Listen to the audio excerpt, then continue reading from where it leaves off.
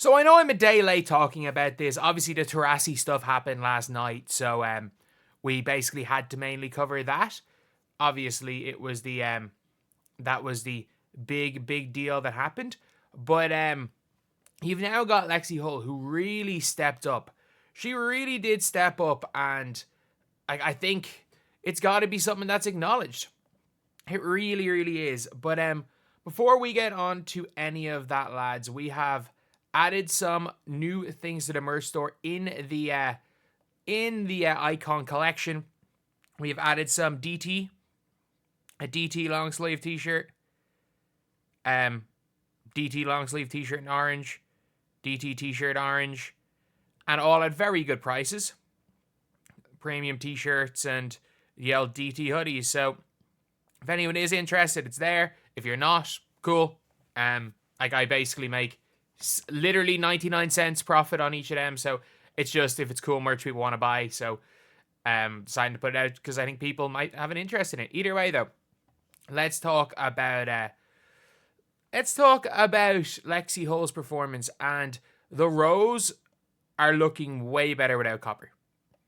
And if you look at Kat Copper, she's played February the 7th where they beat the Mist. That doesn't count. The Mist suck. She played February the 1st in a win against a half an Aces team. But they're two real big wins. This Phantom game is a big one, and they had another big one as well. But other than the win against the Laces, against a half a Laces team, she's been poor. She's been poor shooting wise, and they've actually looked better with Lexi Hull. The best lineup they've had is Lexi Hull, Angel, and Chelsea Gray. Especially since in the defense of Azrael. Azrael's killing it. Azrael's absolutely killing it. And then suddenly she has an 0-5 game. She's hurt. And it's that big lineup. So Lexi Hull comes in with a 13-point performance. And on 3 of 6 3-point shooting. That's the problem with Lexi Hull is she is the... A lot of people are like, oh, she just doesn't miss when she's hot. And that's the truth. Is that Lexi Hull either has really good shooting games or really bad shooting games. There's no in between. And I think that's one of the things where it's people almost overrate Lexi Hull's shooting ability based on last season because she really struggled shooting, playing for the Fever up until the Olympics, and then she just got ultra hot. And that's the thing with Hull's shooting is that when she's hot, she can go games where she can go 3 of 6, even better. Even better than that, we saw last year, some 4 of 6, some 5 of 6 games. I think, did she go 6 of 7 against the Storm?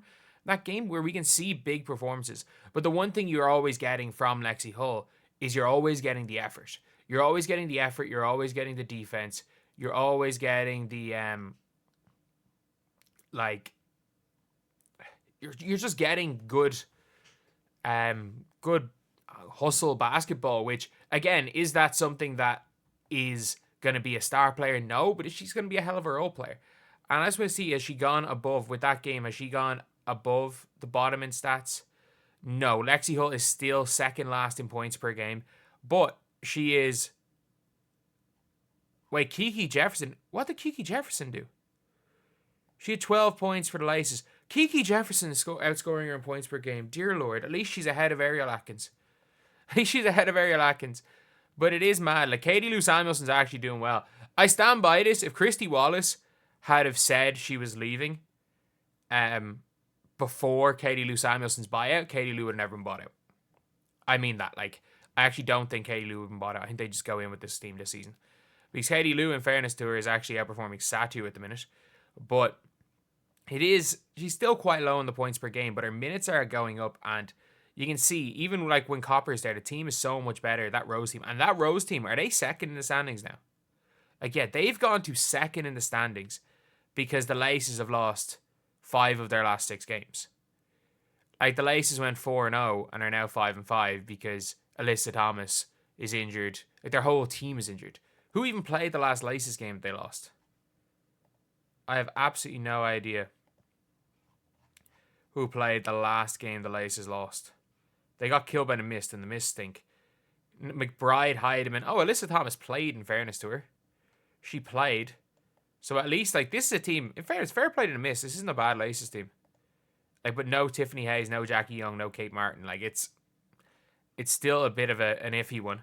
But the Rose who were 1-4, they were doing terribly on a 5 are the informed team and beating the Lunar Owls. So that's going to be a really interesting matchup. It really is, because we've seen the Skylar Diggins stuff. But for the Rose, like Lexi Hull is that much of a key. She's that much of a key to the Rose that like they're better with her on the court than Kalia Copper on the court. And that's the funny thing is that with her and with Sophie Cunningham, as much as Dewana Bonner is a better basketball player than them, and I'm not gonna, that's not a hill I'm going to die on, saying that either of those are better than Dewana Bonner. I'm gonna stand by,